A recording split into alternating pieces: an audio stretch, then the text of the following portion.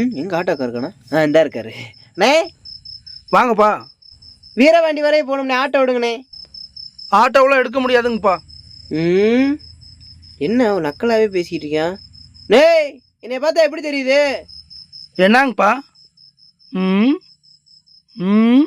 பையன் மாதிரி தெரியுதுங்கப்பா. டேய் யோ வீரபாண்டி சவாரி போகணும், வரையா இல்லையா? என்னங்கப்பா? அதுக்கு ஆட்டோக்கார தான்ப்பா கேட்கணும். ஆட்டோக்கார கேட்கணுமா? அப்ப நீ யாரியா? சாமி சாமி சுடுகாட்டுல சாமி இருக்கேன், வாங்க சாமி.